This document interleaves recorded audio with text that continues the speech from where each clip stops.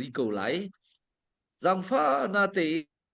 atu chu alhan ban tu kha phaisa atom tom me rakan pek thanu lo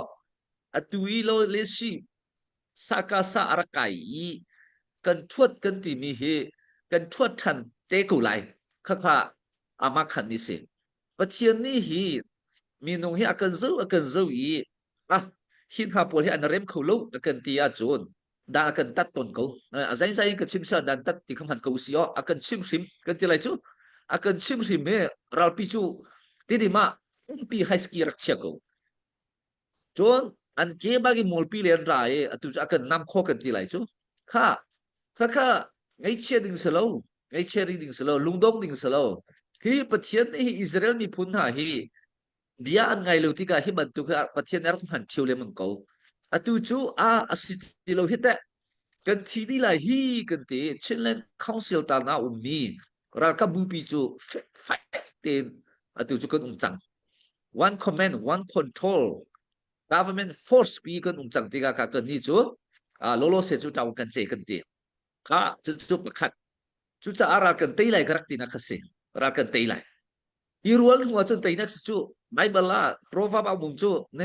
irual nak chu ti te nak sie ti chu cha kan irual chang chu kan te lai chu kan ma chunga chelen khangsi chunga chon atui kan ma sida umri lo mi asibi kan ti bi tom na jong he atui ra le se te lo hun khate ra kan tu ti thwa ma ko chang hai le zong tam diwa kan phum ton lai kan tu thwa ma ko chang lai chu cha kan lunga fyang change kan tu ai kan pian thar zong apia zong kan pian thar revive zong kan se sang cha adong na ban chin ko du mi chu kan ma le kan ma kar la ga he don khan tu ti lo chu cha irul chang thu ko chu ral tai kho nang ding we nga se za khain hung chang chu ra kan tai kho na ding kan irul chang hu kan chol chan na ding phaisa hel ro nga mi pi zang fa na te ra kan bom ko ti kha le ngol kan du na chu adong nak salai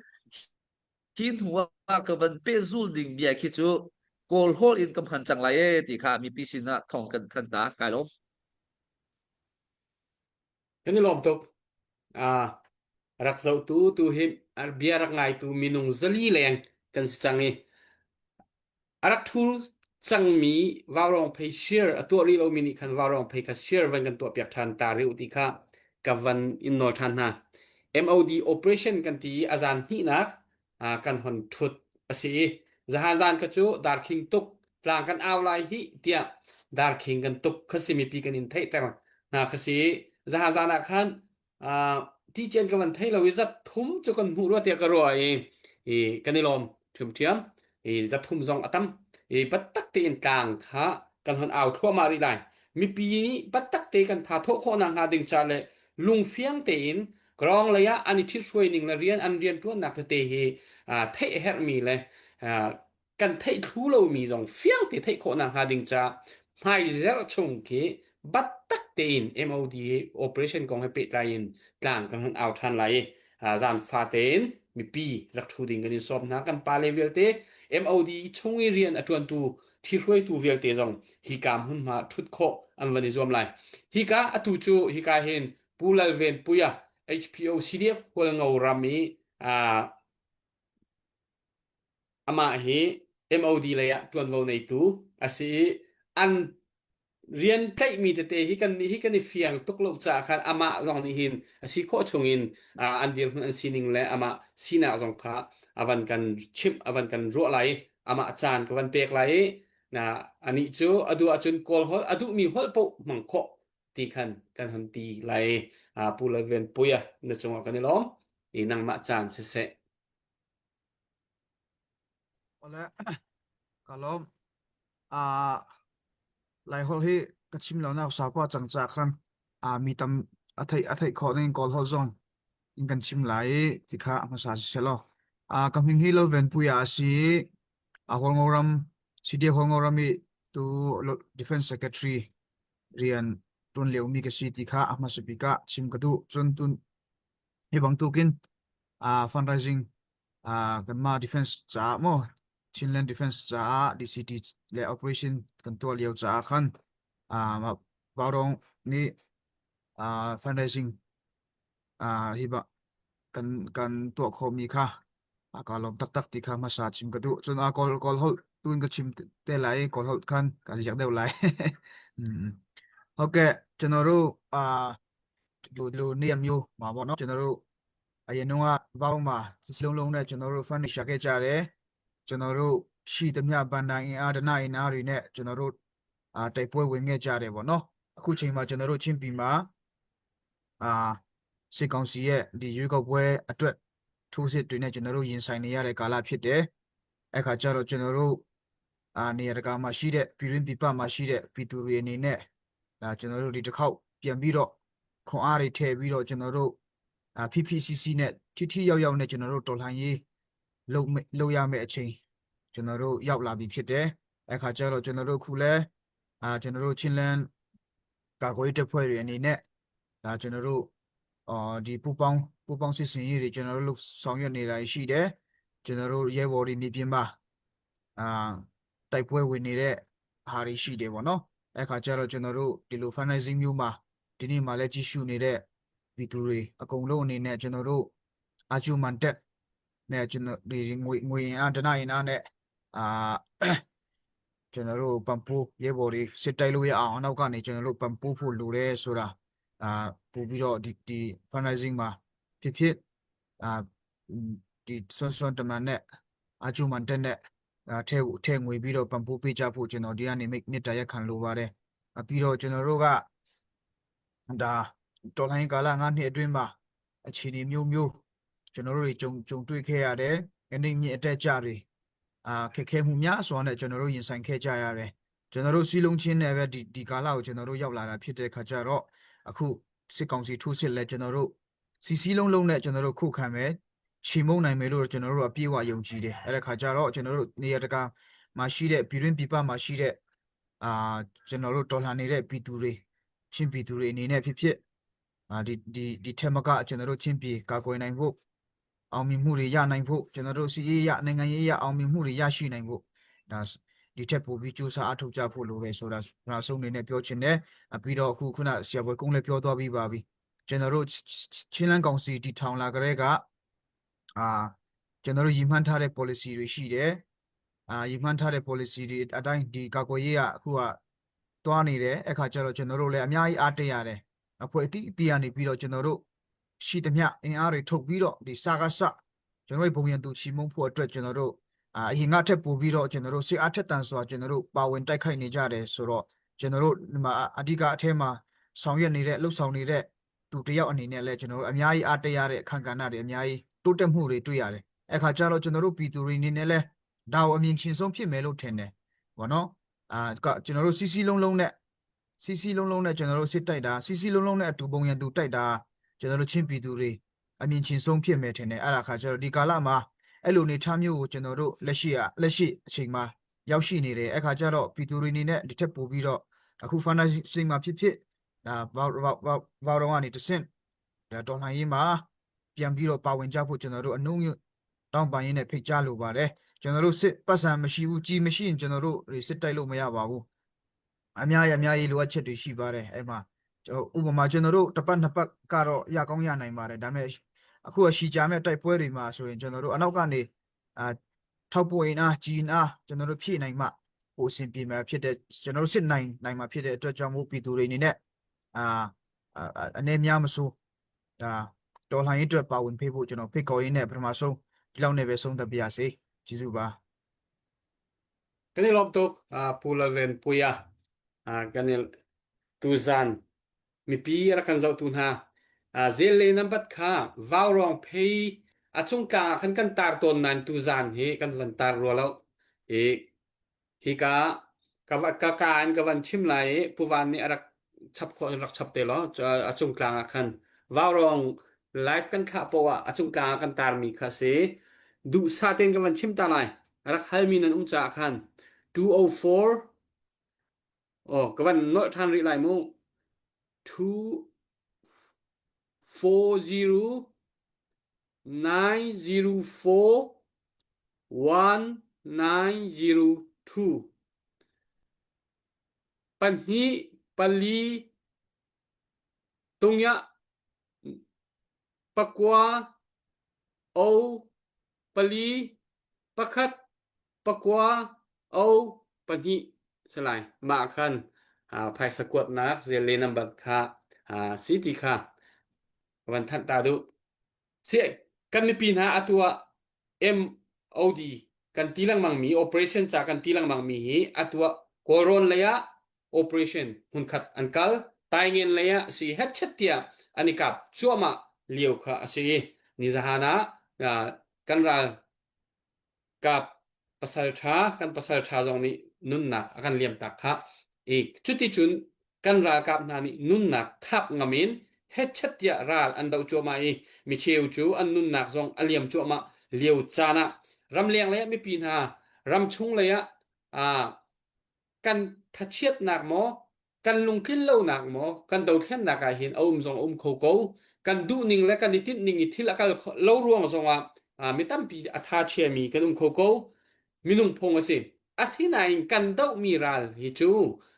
Kir Tak Ok Athat Ti Lo Cha Zai Tu Pi Kan Tha Jang Achet Zonga Kan Du Ning Thil Si Lo Zonga Hi Chu Kan Ra Kap Hani An Dau Apo Hi Chu Batak Ten Ram Liang Le Mi Pi Hi Kan Tha Jang Kan Chua Peng How Mi Kha Si Cha Khan Mat Atharin Tha Jang Chuan How Si Kan Pa Le Ne Kan Chim Choma Tu Liao Wa CC Tangi CDF Bu Vial Te Le CNF Sine Ra Kap Bu Vial Te Zong Han Man Tuk Silo Hun Khat Te Long Rual Tak Takin Zai Thilpo Kan Chai Kan Khang Ti Chisway Nak Zong Atharin An Hon Sel Siami Hetchet Tia Tha Jang Thar An Hon La Chu Lo Selo CB Kan Tilang Mang Min Ha Kan Unao Ra Kap Tha He Zong Batak Te In Hun Khada Ra Dau Ti Le Athabik In Kan Mi Phuni Zelen Na Kan Mu Na Ha Ding Cha Hetchet Tia Ra Hang Dau Dinga Ani Zuam Chuama Lewa Ram Lenga Au Mi Pin Ha Kan Kut Toy Hrim Na Seti Kham Van Chim Ta Kadu Heli Lasa Ding Kawan Som Tara Le Chu Chunga Chun Zelenam Bat Te Zong Ka Kan Van Chim Change Rak Ron Lo Chu Kon Heli La Sak Di In Update Tua Ding Zong Khatu Zana Hin Kan Trezara Kan Ngun Kyang Hian Dak Thu Kho Lo Cha Hen Update Kan Han Nei Ri Lawe Kan Pu Boy Kung Kon Som Than Te Lai Heli Lasa Ding Kawan In Som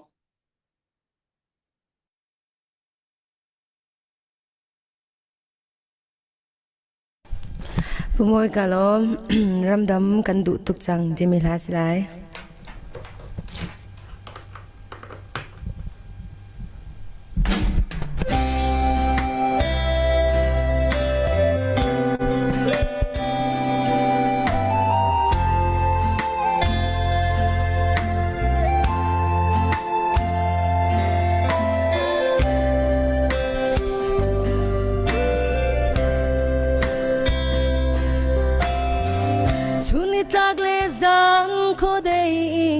Kan mi thi kha cher te put bang kan mi phun cha kan tra nak mi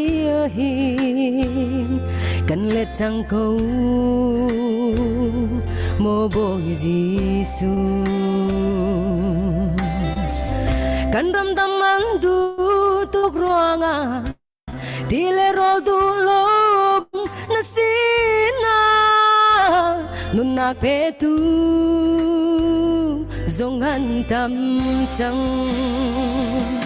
martarin nung biak chenga ang pek chang chu lu zai za then a heri boy pa na kan zo so ko ri lai mo na kan sang fa ko chang lai lo Kan ramdam kan Du tu chang nghe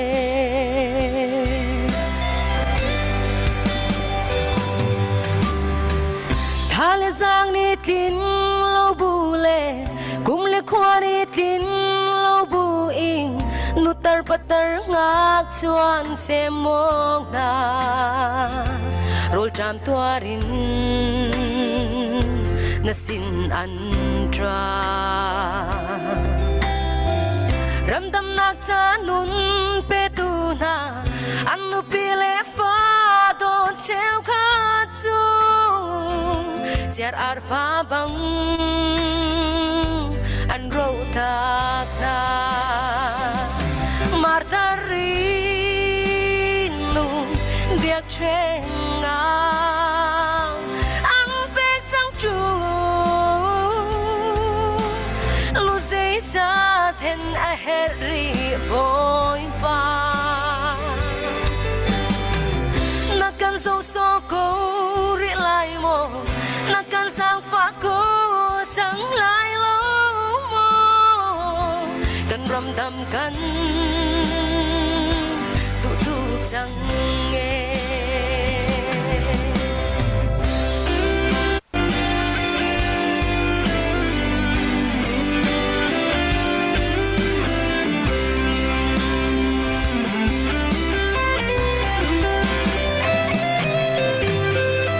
Eliza tha chang nak le tu Elisa ao nak song thei tu ai theng ban lo kan pa thian na si hi thuk in kan in au na khi pathian dang bia tu na maya mol pho in kan chia shim shim la mu Karau bay al surter jangko martar inu biak chenga ang pe jang chu lu sei sa then a heri boy pa nakan so go ri lai mo nakan sang fa ko chang lai lo mo kan ram dam kan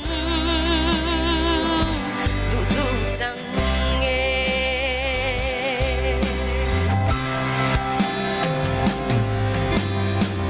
kami ka fa na ni thin lung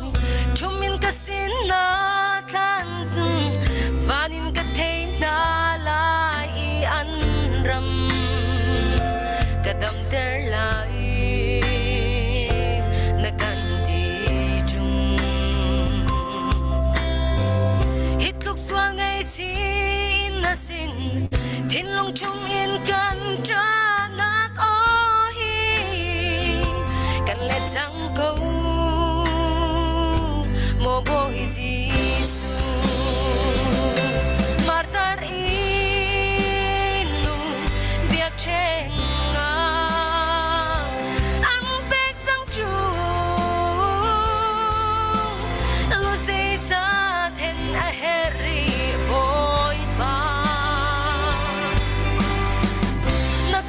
so ko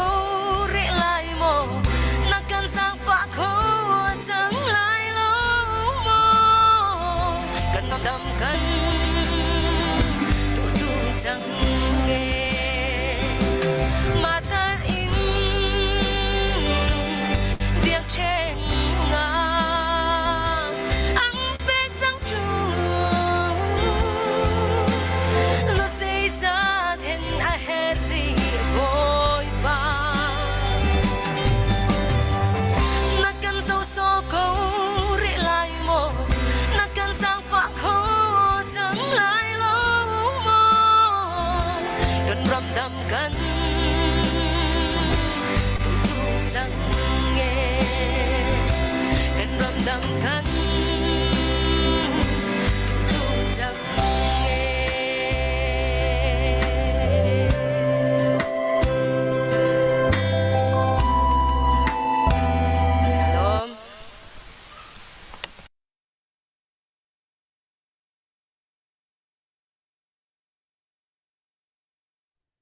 No, and the people, my. Oh, sorry, sir. Heli, lasak hin rak thiam tok chu no zong tha. Tu mi pi tam pi an lung na lom tang nai. Batak te mi pi zong tu batak te thei nga raman vanin thok in ke thei. He จนวาวรองอีอัทูมีกันฟัลเลตเตเฮทัชชัวอันมูมีพุลรำจาอันนี้เปียกชันนักอลักรักเสลจูทัชชัวจูมีนุงจุงอินอาหงหลังเชี่ยวเขาจะปัสเซลท่าอันตองดีต่างมูเจอทัชชัวสร้างตั้งมีปัสเซลท่าอันไงนะจุนที่ดังตะเตียนตัวหนักสองทัชชัวอันตองนะกลามันทิ้งอันทิ้งทั่วมาวาวรองอัทูมีกันฟัลเลตเตเปเทียนทัชชัวอันตองตีค่ะจู่ๆนางมาท่าจางเปียกดุปะเฮกับวันชิมตาดุก็นางจงถ้าบิกินประเทศนี้มีผู้นำจานาเปียกชันนาเคถ้าชัวอินอันเลรูชมก็ไล่ตีครับวันชิมกระดูกกันล้อมตักอะไรกันจะมีตุจานกันเงินมาโทรจางอะไรเป็นอินค่ะไอซาค่ะสิข้อชงเงินกดรักษาข้อรักจัวโมกันรากับหารานดาวจัวมาดาวโกนหาเสตัวโกนหาเสสิเลวสิเลเจนเล็กกว่าจงดีก็เสร็จแล้วอันใจที่พวินรานี่ไตโกนหาเสที่บรรทุกทิ้งลงพุดในเล่าเตียนคันสิข้อชงกันมานี่กันดีร์กับนาเราชนเอานี่ได้ดีร์กับเลยนาไลที่มีทิ้งลงพุดเฮตุกันมีพุนกันรากับดีร์กับทานนาสิติค่ะวันชิมวันน้อยทานลังมังกระดูตูจะหันจานตูจานนี่หายจะปนีกันมาเลยซันเดย์นายเอ็นหายจะช่องโปโปคิบัตักขากินกางกันหันเอาไรเขียขินติมตัวหนักฟ้าปีนรักในโอที่สงขาวันชิมชิกระดูเชื่อจนที่การเห็นซีกันไวเชอร์แมนสไลบอยกุงกับวันส้มทานไหลดูมีวันกันรัวทานริเซลล้อจนฮัลออกเตะสงขากันวันฮัลเตไลจานกันวันในก็ไลดอกนังมาจานเซลล้อกะล้อมกะဟုတ်ပြီဒီနေ့တော့ဗမာစကားပြန်သုံးရမယ်ဒါဒီနေ့ကတော့ historical speech လို့ကျွန်တော်ပြောပြီးသားတမိုင်းဝင်ကျွန်တော်စကားပြောတဲ့အချိန်ဖြစ်တယ်။ဘာကြောင့်တမိုင်းဝင်လို့ခင်ပွန်းတက်ရတယ်လဲဆိုရင်တော့ဝမ်းတာလို့ဘာဖြစ်လို့ဝမ်းတာရတယ်လဲကျွန်တော်တို့ချင်းလန်းကောင်စီမူဝါဒအတိုင်းအခုကဒါကွေးတပ်ဖွဲ့ကတွားနေပြီဖြစ်တဲ့အတွက်ကျွန်တော်ကဝမ်းတာနေတာ။ဘာဖြစ်လို့ဥပွေကုန်းအဲ့ဒါဆိုရင်ဒါစစ်နိုင်မှာလားလို့ခင်ဗျားတို့မေးရင်တော့ဟုတ်တယ်နိုင်မှာဖြစ်ပါတယ်လို့ဖျားသခင်ကလည်းပြောပြီးသားညီငွတ်တဲ့နေရာမှာအောင်ပွေးချိတယ်တဲ့ဒါအမှန်ကန်ပဲဆိုတော့ခုနပြောထားတဲ့အတိုင်းပဲ MOD စစ်စင်ရေးလို့နာမည်တက်ထားတာကိုထိုက်ကဒါကာကွယ်ရေးဝန်ကြီးဌာနအောက်မှာရှိတဲ့ချင်းပြည်တပ်ဖွဲ့တွေကစစ်စင်ရေးလုပ်နေတာဘယ်နေရာမှာလုပ်နေတယ်လဲဆိုတာကျွန်တော်ပြောဖို့မလိုအပ်ပါဘူးဟုတ်တော့ကျွန်တော်ပြောရမှာကတော့ဒီကာကွယ်ရေးဝန်ကြီးဌာနကဘယ်လိုတွားနေတယ်လဲချင်းလင်းကောင်စီနဲ့ဘယ်လိုဆက်ဆက်ရှိတယ်လဲချင်းလင်းအစိုးရနဲ့ဘယ်လိုဆက်ဆက်ရှိတယ်လဲဆိုတဲ့ဥစ္စာကတော့သိဖို့တော့လိုမယ်ခုနဟာကတ်ကနေပြောပြတာပါကာကွယ်ရေးဝန်ကြီးဌာနဟာဆိုရင်တော့ချင်းလင်းဖွဲ့စည်းပုံအခြေခံဥပဒေအရချင်းပြည်အစိုးရအောက်မှာပဲရှိတယ်ချင်းပြည်အစိုးရကလည်းချင်းလင်းကောင်စီအောက်မှာရှိတယ်အဲကြောင့်ကာကွယ်ရေးဝန်ကြီးဌာနအောက်မှာရှိတဲ့ချင်းပြည်အစိုးရတပ်ဖွဲ့ချင်းလင်း government force လို့နာမည်ပေးထားတဲ့ဟာကအခုကောင်ထည့်ဖို့နေပြီဖြစ်ပါတယ်။ဒီနေရာမှာသူတို့ကစစ်တိုက်နေတယ်။လူလဲပြင်ပန်းနေတယ်။အင်အားလဲအထိုက်အလျောက်ကျွန်တော်တို့ကရှိပြီးရှိတဲ့အတွက်ဘာလို့အပ်တယ်လဲဆိုရင်ငွေကြေးလိုအပ်နေတယ်။ဒီငွေကြေးလိုအပ်နေတဲ့ဥစ္စာကဘာတော့ကနေတစ်စစ်ပြည်သူလူထုကိုတောင်းဆိုနေတာဖြစ်ပါတယ်။အဲ့တော့အရင်တုန်းက one budget one command one control ဆိုတဲ့ဥစ္စာတွေကတဖြည်းဖြည်းရုပ်လုံးပေါ်လာပြီဖြစ်ပါတယ်။ပြည်သူလူထုတွေကတော့မင်းကကျွန်တော်တို့ကအနုနည်းဖြင့်ဖိအားပေးနေတယ်ကျွန်တော်တို့ဖိကတော့ကြက်တယ်လို့ခေါ်မှာပေါ့ကျွန်တော်တို့လူချင်းတဲ့အတိုင်းတော့ဆိုးဆိုးရှိရှိအဲ့ဒီချင်းပီကကွေးတပ်ဖွဲ့ကပုံမလာခဲ့တာကတော့ကျွန်တော်တို့အားနေချက်ဖြစ်တယ်ဟုတ်တော့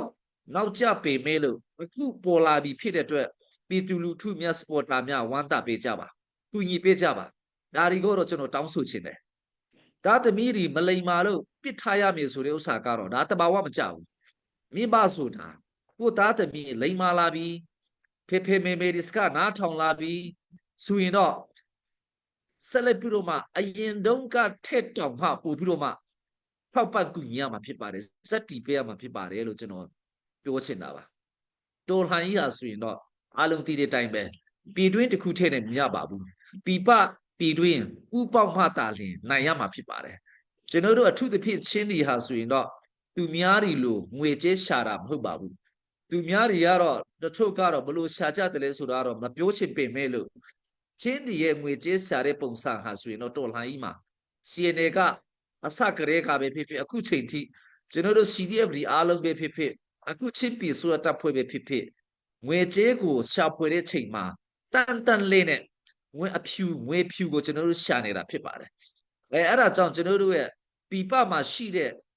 ကျွန်တော်တို့ supporter တွေကတာလင်းမထောက်ပံ့ဘူးဆိုရင်တော့ကျွန်တော်တို့ဇက်တောက်သွားမှာဖြစ်ပါတယ်ဒါကပွင့်လင်းပြောရမှာပဲအခုချိန်ထိဇက်တီနိုင်တယ်ဆိုတဲ့ဥစ္စာကတော့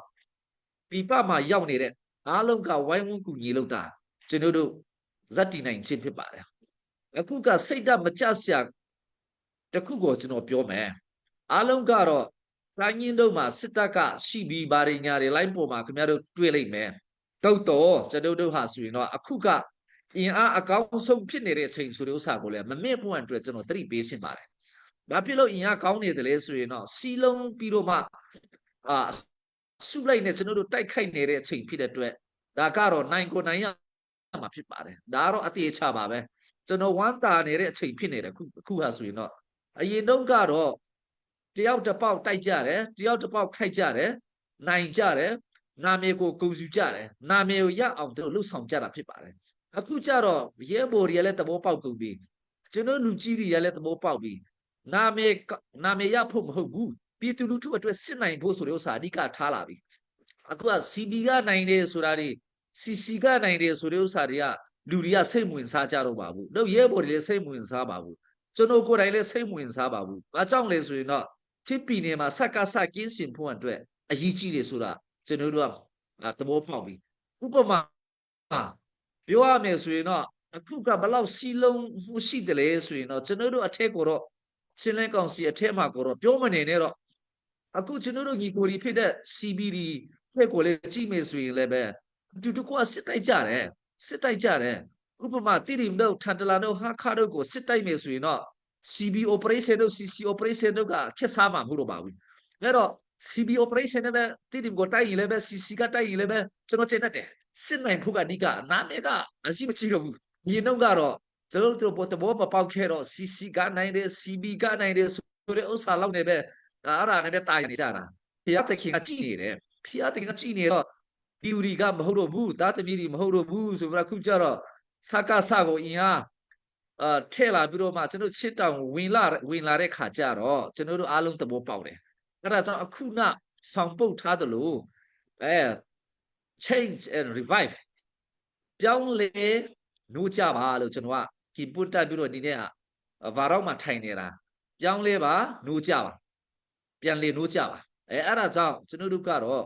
နာမည်ဒီပါတွေကအဓိကမဟုတ်တော့ဘူးစစ်နိုင်ဖို့အဓိကဖြစ်ပါတယ်အဲ့တော့line ပေါ်မှာကျွန်တော်အနုညွတ်တောင်းပန်ခြင်းတဲ့ဥစ္စာကတော့သူတို့ကတော့ဘာလို့ပြီးတယ်ဒီလိုပြီးတယ်လို့သူတို့ပြောကြတယ်ထင်တယ်ကျွန်တော်ကတော့ဘသူဘွားလို့ကျွန်တော်မပြောချင်ဘူးချင်းဒီအားလုံးကိုကျွန်တော်ဖတ်ချင်တယ်အနုညွတ်တောင်းပန်ခြင်းနဲ့ဖတ်ချင်တဲ့ဥစ္စာကတော့ line ပေါ်မှာစာရေးရတော်၎င်းစကားပြောတာတော်၎င်းခုကမကောင်းတဲ့ဥစ္စာမပြောပါနဲ့မကောင်းတဲ့ဥစ္စာဆိုတဲ့ဥစ္စာကတော့လိန်ပြီးတော့မပြောပါနဲ့ဖန်တရားကိုတော့ပြောပါရေးပါရပါတယ်ဒါမြည်ကြပါပဲဘူးပိတ်ကူဖားတယ်ဆိုရင်တော့ဖားတဲ့အကြောင်းထောက်ပြပါအဖန်တရားပဲဖြစ်မှာပါတော့မဖန်မကံပဲနဲ့CB နစ်နာအောင်မရေးပါနဲ့ CC နစ်နာအောင်မရေးပါနဲ့ဒါမျိုးတွေကတကယ်ကျွန်တော်တို့မြေပြင်မှာစီလုံးနေပြီဘာဖြစ်လို့နိုင်ငံခြားမှာနေတဲ့မီဒီယာလုပ်နေတဲ့သူတွေကအဲ့ဒီလိုရှောက်လုပ်နေကြတာလဲဒါမလုပ်ပါနဲ့ဒါကျွန်တော်တောင်းပန်ချင်တယ်ဆိုတော့အဲ့လိုမျိုးလူတွေကတတိလက်ထားကြပါမကောင်းပါဘူးအဲ့ဒါတွေကိုကျွန်တော်ကတခုတော့ပြောချင်တယ်နောက်ဆက်ပြောရမယ်ဆိုရင်တော့အခုက one comment ဖြစ်သွားပြီ one control ဖြစ်သွားပြီ one army ပုံစံကဖြစ်လာပြီဆိုတော့ကျွန်တော်တရင်ကောင်းတစ်ခုပြောမယ်ဘယ်အဖွဲ့ကလဲဆိုတော့ကျွန်တော်မပြောသေးဘူးကျွန်တော်တို့ပြည်ထဲဝန်ကြီးကခီးသွားတယ်ခီးသွားတဲ့ချိန်မှာကျွန်တော်ပြောပြတာကတော့တချို့အဖွဲ့ဆိုရင်တော့တဲ့ချင်းပြည်ဆိုရတပ်ဖွဲ့မှာပဲအကုန်လုံးနေချင်တယ်တဲ့ထောက်ပံ့နိုင်မယ်ဆိုရင်တော့သူပြောသေးတယ်ဆိုတော့ကဲဦးစံမွေးတော့ထောက်ပံ့နိုင်မလားကျွန်တော်စိန်ခိုးပြီကျွန်တော်တို့ကတဖွဲ့ထဲပဲနေတော့မယ်CDF ဆိုပြီးတော့မှအရင်တော့ကလို့နေလားငါလားဆိုတာကျွန်တော်တို့ကစိတ်ဝင်စားတော့ဘူး ချင်းပြည်ဆိုအတက်ဖွဲ့နေတဲ့ပဲခိုင်ခိုင်မာမာဇက်တီချင်းတယ်ဒါတော့ဟုတ်ပြီကျွန်တော်တို့ကအခုစလာပြီထောက်ပတ်နိုင်မလားကဲစိန်ခေါ်လိုက်ပြီဆိုတော့ဒါက one comment one control one budget one army ဖြစ်ပြီဆိုတော့ဥစ္စာကျွန်တော်တို့တွားနေပြီဆိုတော့တခါတလေကျတော့ကျွန်တော်တို့ဖေကရီဒီဖြစ်တဲ့ချိန်မှာခင်ဗျားတို့ဖေစိတ်ကောက်သွားမယ်ဆိုရင်တော့ဒါမဟုတ်တော့ဘူးနော်စိတ်မကောက်စတန်စိတ်မကောက်စတန်အဲ့တော့ one army ဖြစ်ဖို့ရအတွက် one budget လိုအပ်တယ်ကိုက one budget တွားတော့မှာချင်းပြစွတ်တပ်ဖွဲ့ကိုတီးတက်လဲနဲ့ငွေရှာပြတော့မယ်လင်းနေခရရှာပြမယ်ကမ်လုပေးတယ်လို့ပေါ့ချင်းလဲဒီ face group ကမ်လုပေးတယ်လို့ဒါလင်းနေခရပုံလို့သူတို့တောင်းယူတယ်ဆိုတော့အရင်တော့ကတော့ထမင်းကိုတယောက်တစ်ပေါက်စားခဲ့ကြတယ်နော်ငငယ်တုန်းကစီရတဲ့ခါကျတော့မိဘတွေကခိတ်မင်းတို့ထမင်းတယောက်တစ်ပေါက်မစားကြနဲ့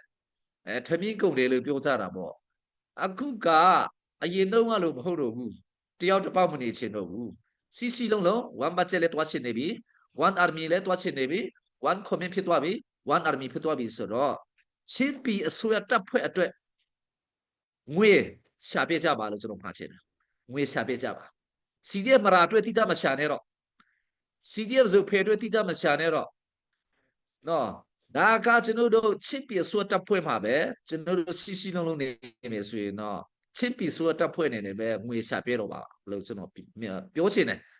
အားဒါမှသာတဖြည်းဖြည်းဆူစီပြီးတော့မှသူများတွေကခဏတယောနေတဲ့ဥစ္စာကျွန်တော်ဟိုဖက်တွန်းစာနဲ့ခမ်ပတ်တွားတော့ကဘာပြောတယ်လဲဆိုရင်တော့ကချင်ကစစ်အရာရှိတယောက်စစ်ဒေသမှုတောင်ခါမှာပြောတယ်လဲဆိုရင်တော့တဲ့ချင်းလက်ကောင်စီဥက္ကဋ္ဌရဲ့တဲ့ဒီမြန်မာနိုင်ငံမှာအများဆုံးကားတဲ့စစ်ချုပ်တွေများသလားမင်းတဲ့စီဦးစစ်ချုပ်တွေများလုံးဝကြည့်တယ်လို့ကျွန်တော်ပြောတယ်ဒါလေဘူးဗာလေဆီအိဘူအဲ့ဒါကတော့ကောင်းလာပါပါချိတ်တပီးလုပ်ပြီးတော့မှစူးစီလာမယ်ဆိုပြီးတော့မှသူကလည်းရည်သေးတယ်ဆိုတော့ဒါတွေကကျွန်တော်တို့ကလိုချင်လို့မဟုတ်ပါဘူးပထမစကလေးကတယောက်တစ်ပေါက်နဲ့စခဲ့ကြတာပါဒါအပြစ်မတင်ကြပါနဲ့အခုကျတော့ပြန်ပေါင်းလာပြီလေဥပမာတရားကြီးမှာလည်းပဲအရင်တော့ကကျွန်တော်ကာကွယ်ရေးတစ်ခုတည်းမပြောပဲတဲ့တော်တရားကြီးကိုပြောမယ်တရားကြီးအစီအဝေးကျွန်တော်တို့ဒေသန္တရဒီအားလုံးနဲ့ကျွန်တော်တို့လုပ်ခဲ့ကြတယ်ကျွန်တော်တို့ကလူကြီးအနေနဲ့လာဖိတ်ကြတော့ဆွေးနွေးကြတာပေါ့အဲ့ဒီတရားကြီးမှာနာမည်တော့အဖွဲ့အစည်းတွေတော့မပြောဘူးပေါ့နော်တချို့ကပြောတယ်အရင်တော့ကတော့တဲ့ဒေသန္တရကျွန်တော်တို့တရားရုံးကအမြင့်ဆုံးလို့သတ်မှတ်တယ်တဲ့အဲ့ဒီတော့ကကျွန်တော်တို့ချင်းလဲအဖက်ကပါဝေဖန်တယ်ဆိုရင်တော့မဟုတ်သေးပါဘူးတဲ့ဒေသန္တရတပ်ဖွဲ့မှာစီရင်ချက်အပြည့်ပြည့်ဆိုလို့ဆိုတာမဟုတ်သေးဘူးလို့သူတို့ဝေဖန်ကြတယ်ကျွန်တော်သူတို့ကိုပြောပြတယ်မဟုတ်ဘူးအဲ့ဒီသူတို့အခြေခံဥပဒေသူတို့ရဲ့အခြေခံစီမီနေရေးဆွဲတော့က CDF လေးတွေကတရားကြီးလဲလုပ်တယ်အဲ့ဒီချိန်မှာချင်းလန်းကမရှိသေးတော့ချင်းလန်းကောင်စီမရှိသေးတော့သူတို့ပြပြင်းဆုံးပေါ့သူတို့မဖားဘူးအခုကျတော့ချင်းလန်းကောင်စီရှိလာပြီအခြေခံဥပဒေလေးရှိလာတဲ့ခါကျတော့ချင်းလန်းတရားရုံးလေးရှိလာတဲ့ခါကျတော့သူတို့ကိုယ်တိုင်အဲ့ဒီဆွေးနွေးပွဲမှာပြုတ်ခဲ့တယ်လဲဆိုရင်တော့ခုနကျွန်တော်ပြောတဲ့အတိုင်းပဲသူတို့ဝန်ခံကြတာခုကျတော့ကျွန်တော်တို့တရားရုံးကပဲအမြင့်ဆုံးဖြစ်တော့မလဲ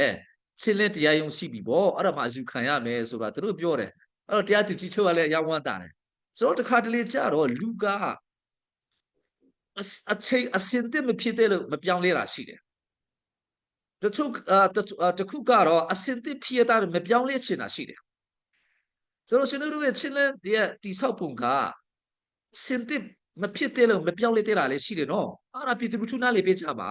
တော့အစင်တက်ဖြစ်တာမပြောင်းလဲချင်တာကတော့အပြစ်ရှိတယ်အဲ့ဒါကတော့အဲ့ဒါစင်အဲ့ဒါကတော့ကျွန်တော်တို့ကအားနေချက်ဗာလဲပြပြရမှာပါပဲဆိုတော့ဒီနေ့ကုန်းပိုင်းမှာကျွန်တော်ပြောချင်တဲ့ဥစ္စာကတော့ CBD ကိုလည်းကျွန်တော်ပြောချင်တယ် CC လည်းကျွန်တော်ပြောချင်တယ်ကျွန်တော်ကတော့တစ်ချိန်လုံးထောက်ပြဆရာရှိနော်နှစ်ဖွဲ့စလုံးပဲထောက်ပြရမှာပါနော်ဆိုတော့အခုကစစ်အတူတူတိုက်ကြတယ်လေဘာဖြစ်လို့ CBS စစ်မတိုက်ဘူးလို့တဖွဲ့တချို့ကပြောလိုက် CC ကစစ်မတိုက်ဘူးလို့ဒါမျိုးတွေမပြောနဲ့တော့ဒါကျွန်တော်လည်းမခံနိုင်ဘူးဖွဲ့စလုံးစစ်တိုက်တယ်အခုကစိတ်ထဲမှာကဲ CNF နဲ့ဟိုကဘာလဲ CNA တွေစစ်ပြန်ဖြစ်မဲ့မဖြစ်ပါဘူးကျွန်တော်သိတယ်အဲ့လိုမျိုးစိတ်ဓာတ်တွေမရှိကြဘူးငါတို့စက္ကစကိုဘလို့တိုးလှန်နိုင်မလဲဆိုတဲ့ဥစ္စာပဲကျွန်တော်ကောင်းထဲမှာပဲရှိတာဒါစက္ကစကိုအတူတကွဘလို့တိုးလှန်နိုင်မလဲဆိုတဲ့ဥစ္စာပဲကောင်းထဲမှာရှိတယ်လို့တခြားအတွေးမရှိတော့ဘူးလို့အဲ့ဒါပြောချင်တာအဲ့ဒါကြောင့်အခုချိန်မျိုးမှာဘယ်ပုဂ္ဂိုလ်ပဲဖြစ်ဖြစ်ဘယ်အဖွဲ့ပဲဖြစ်ဖြစ်ဘယ်မီဒီယာပဲဖြစ်ဖြစ်မဟုတ်မမှန်တရင်တွေထွပြီးတော့မှစီလုံးချင်းမရှိအောင်တမင်တကာလုံနေမယ်ဆိုရင်တော့အဲ့ဒါကတော့ဒါဖျားနေရင်ဆိုင်ရလိမ့်မယ်ဒါမကြိုက်လို့ကျွန်တော်ကဆိုတော့အဲ့ဒါလေးတွေကိုလည်းကျွန်တော်ဒီမနေ့ကပြောပြချင်လို့ကျွန်တော်ဗမာလိုအသုံးပြုနေတာဖြစ်ပါတယ်ဗမာလိုနဲ့သုံးနေတာဖြစ်ပါတယ်ဆိုတော့စပေါ်တာမြတ်ခင်ဗျာနောက်ဆုံးပြောချင်တယ်စပေါ်တာမြတ်ခင်ဗျာအခုကတော့ကျွန်တော်တို့ချင်းပီတူလူထုတွေလိုလားတောင်းတနေတဲ့တပ်ဖွဲ့ပုံစံကျွန်တော်ချင်းလဲကောင်စီမှာရှိနေပြီထိုနည်း၎င်းပဲအုပ်ချုပ်ရေးလဲပီကျွန်တော်တို့တွားနေပြီတရားကြီးလဲတွားနေပြီဆိုရင်တော့ထောက်ပံ့ရမလားစစ်ထောက်ပံ့မလားရမလားငါခင်ဗျားတို့တဘောပါပဲအဲ့တော့ဒီနေ့ဇေးလေးကိုကျွန်တော်ဖွင့်စေနေတယ်အနည်းဆုံး1000မရဘဲနဲ့တော့ကျွန်တော်အားချေနေတာမတန်ဘူးလို့ကျွန်တော်မြင်တယ်ကျွန်တော်အဲ့ဒါကြောင့်ဒီနေ့တော့အနည်းဆုံးဒေါ်လာ1000ရအောင်စစ်တိုက်နေတဲ့သူတွေအတွက်အကြီးပုံငွေလိုအပ်နေတယ်အဲ့ဒီဥစ္စာကိုတောင်းဆိုနေတာဖြစ်ပါတယ်တောင်းနေတာဖြစ်ပါတယ်အားလုံးဖျားသခင်ကောင်းချီးပေးပါစေကျေးဇူးတင်ပါတယ်